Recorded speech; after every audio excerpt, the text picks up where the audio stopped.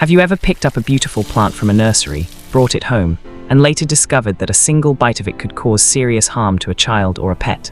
Most people assume that if a plant is sold in a garden center, it must be completely safe, but that assumption is not always true. In gardening, some of the most attractive ornamental plants are also the ones that carry the highest level of risk. Not because they are bad plants, but because their natural defense chemistry was never meant to be around curious hands, pets, or even inexperienced gardeners. Today, we're going to look at 7 common plants often found in nurseries that deserve extra caution, not panic, but awareness. More importantly, you'll also learn safer alternatives you can grow instead, so your garden stays both beautiful and safe. If you enjoy practical gardening knowledge like this, consider subscribing so you don't miss future videos where we break down plants, soil health, and smart gardening choices in simple, real-world terms. Let's begin with one of the most misunderstood ornamental shrubs in landscaping. Some of the most dramatic flowering shrubs you see in warm climates are oleanders. They're popular because they bloom heavily, tolerate heat, and can survive poor soil conditions where many plants struggle. That makes them a common choice for roadsides, public gardens, and even home hedges. But every part of the oleander plant contains compounds that affect the heart. Even small amounts, if ingested, can be dangerous to humans and animals. The risk is highest for children and pets who may accidentally chew on leaves or sticks while playing outdoors. What makes oleander especially concerning is how common it is in landscaping. Many homeowners plant it for privacy without realizing that trimming it or burning its branches can also expose people to its toxins in different ways. If you like the look of oleander but want a safer option, consider bottlebrush plants or hibiscus varieties. They still offer vibrant flowers and strong hedge potential without the same level of toxicity risk in a home environment.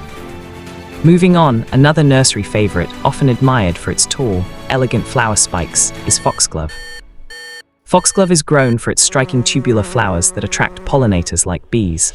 In fact, it's often used in cottage-style gardens because of its soft, romantic appearance. But behind that beauty lies a plant that contains compounds used in heart medication, meaning it has a very direct effect on cardiac function if consumed incorrectly. The risk here is not from touching the plant, but from ingestion. Even a small amount can be dangerous, especially for pets or children who might be drawn to its tall flower stalks. Gardeners often underestimate foxglove because it looks delicate and harmless. But it's a reminder that some of the most medicinal plants in history are also among the most toxic in their raw form. If you want a similar vertical flower effect without the same level of risk, snapdragons or salvia can give you height, color variety, and pollinator benefits in a much safer way for family gardens. Now let's talk about a plant that surprises many people because of its common use in tropical landscaping, Dieffenbachia. Dieffenbachia, often called dumb cane, is widely used as a houseplant due to its broad, patterned leaves and ability to grow in low light. It's especially popular in offices and indoor spaces because it requires little maintenance. The concern with Dieffenbachia is its sap. When the plant is damaged or chewed, it releases crystals that can cause intense irritation in the mouth and throat. This can lead to swelling and difficulty speaking or swallowing, which is where the nickname dumb cane comes from. Most incidents happen indoors when pets or toddlers explore plants out of curiosity. The plant itself isn't dangerous to handle with care, but it becomes a problem when it is not placed responsibly. If you want a similar leafy indoor aesthetic, consider calathea or spider plants. They offer lush greenery and are much safer around children and pets. At this point, it's worth pausing for a moment. If you're finding this helpful so far, take a second to like the video. It really helps more gardeners discover this kind of practical, safety-focused information. Now, let's move into one of the most toxic ornamental shrubs known in gardening history, the castor bean plant. Castor bean is sometimes grown for its large, tropical-looking leaves and fast growth. It can make a dramatic statement in ornamental gardens. However, its seeds contain ricin, one of the most potent naturally occurring toxins known. Even a small number of seeds can pose a serious risk if ingested.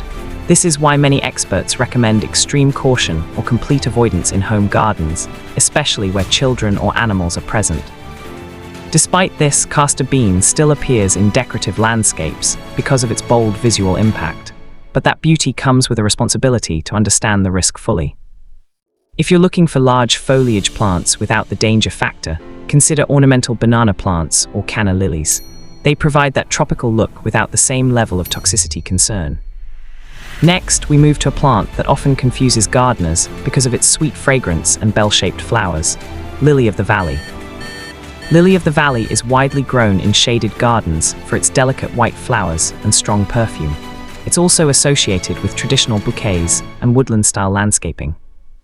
However, the plant contains cardiac glycosides that can affect heart function if consumed. The berries and leaves are especially risky, and even small exposures can cause symptoms in humans or pets. Because it grows in ground cover form, it can be easy to forget it's there, which increases accidental exposure risk in family gardens.